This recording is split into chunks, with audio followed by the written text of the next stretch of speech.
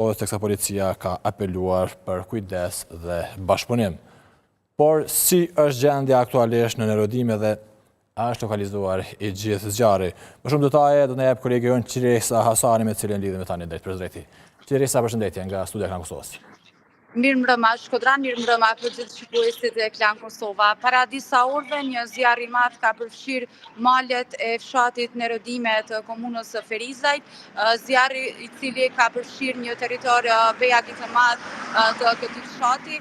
I menjëhershëm ka qenë reagimi i institucioneve përgjegjëse prej atyre të sigurisë, pra policisë dhe zjarrfeksëve, të cilët janë munduar që ta lokalizojnë zjarrin dhe për një periudhë relativisht të shkurt kanë arritur që ta qetësojnë gjendjen dhe aktualisht situata është jashtë rrezikut, pra gjendja është më mirë se sa ka qenë, zjarri ka arritur të lokalizohet dhe për momentin situata është e qetë. Policia sot gjatë ditës ka apeluar për shmangje të zjarreve, pasi që në fakt gjatë javës që shkoi në komunën e Ferizajt duke përfshirë qytetin e Ferizajt, po dhe rajonin në përgjithësi me komunat Hanin e Elezit, Shtërpsën, Shtimen, Kasjanikun, janë raportuar disa raste të zjarreve, për çka ka shtyrë që edhe policia të apelojë dhe të bëjë thirrje që qytetarët të shmangin zjarreve, po njëkohësisht edhe të bëjnë kujdes dhe të mos bëjnë zjarrvënie të qëllimshme.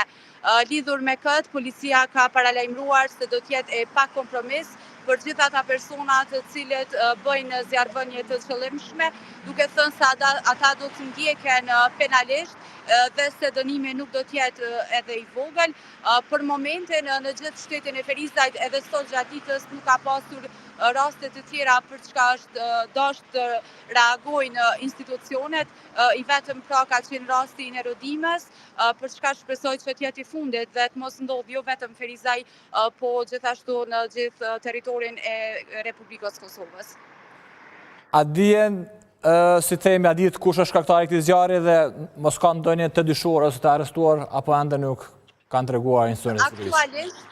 Aktualisht nuk është bërë e ditur nëse dyshohet ndonjë person për zjarrvënie të qëllimshme, po përmendet ky term vazhdimisht, le të kuptohet që këto zjarre po ndodhen prej faktorit njeri, jo prej faktorit natyrë, dhe kësaj pra dhe reagimet e policisë janë pikërisht që këta persona aktualisht të cilët ndoshta nuk janë bërë të ditur ose nëse ende nuk ekziston ndonjë person i dyshuar, të paktën të mos kemi zjarre tjera.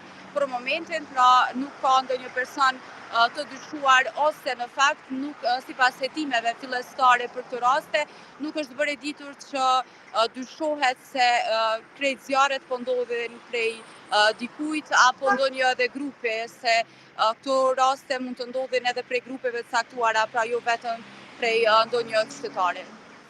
Qiresa, të falenderojmë shumë për këtë raportim të drejt për drejt nga Ferizaj. Faleminderit edhe juve. Natën e mirë. Do të flasim tani për drejtoreshën për buxhet dhe financa në komunën e Gjilanit, Herolinda Moratin Lekan, e cila ka dhënë ndërheqjen nga ky post. Ajo e la detyrën një ditë pasi dyshohet se zyra e saj u thyen nga aktivistë të vendosjes. Në letrën e shkruar nga ish drejtoresha, situata në komunë cilësohet si e pasigurt dhe papranueshme.